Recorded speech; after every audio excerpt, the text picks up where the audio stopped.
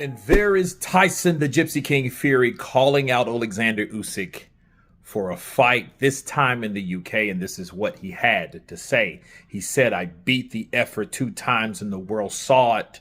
Next time, Wembley Stadium in the UK, 100,000 people guaranteed." He said, anytime, any place, UK this time, and let's go. And let me counterpunch. You can't say any place, any time, and then say in the UK in the summer. You know what I mean? Any place, any time. How about the UK in the summer? 100,000 people. I mean, it's just very contradicting. The 2 times back to back, and the world knows it. Listen, people, and there are people that think Tyson Fury beat Oleksandr Usyk.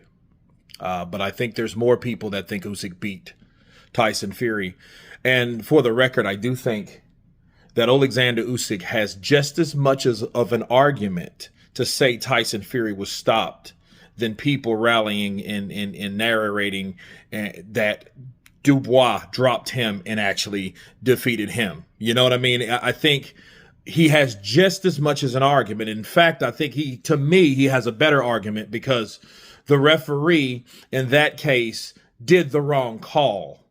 Okay, whereas the referee in the Usyk Dubois case, people had mixed feelings about. Everybody thought that, hey, that either should have been a stopped fight because he took too many punches unanswered, and therefore it should have been a TKO in the 9th round, versus, hey, a low blow that the ref found low and considered low, and there it was. You see what I mean? That's the difference between those 2 arguments.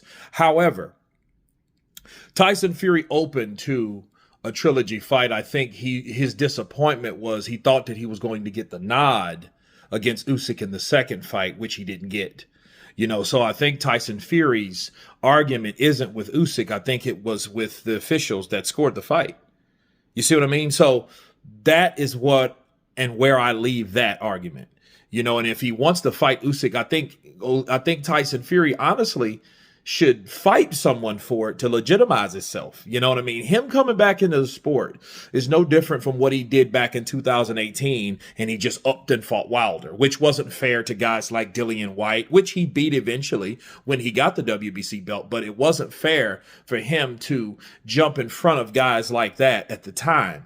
You see what I mean? He could have fought other legitimate fighters at the time, like Oscar Rivas, which he didn't fight, like Dillian White, which he didn't fight at the time. He fought later on. He should have at least fought the WBC interim, which Dillian White was, before taking the fight with Deontay Wilder. You see what I mean? So for him jumping back in and saying, I know, how about fight me in the UK? Well, how about fight some of these young killers, like the guy that you were claimed or signed to fight, like Aget Caballero, to quit Caballero, right? Why don't you fight that guy? Why don't you fight Bakali? Why don't you fight Zhilei Zhang? Why don't you fight one of those guys that are alive and well right now? Why don't you fight the guy that you and your father brag about kicking your ass and sparring, Jared Anderson?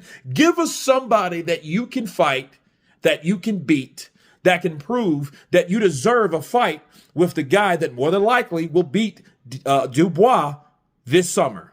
How about that? I think that would be more of a fair shake than you just coming back into the sport, you and Javen Sugar Hill, saying, hey, let's go ahead any place, any time. Oh, how about the UK in front of the UK fans at Wembley in the summer? You know, how about my place and my time that I call? Like, what warrants you worthy enough to get that now after you've already retired? Just stop jumping back into the sport claiming that you want to fight this guy when you've done nothing since that guy.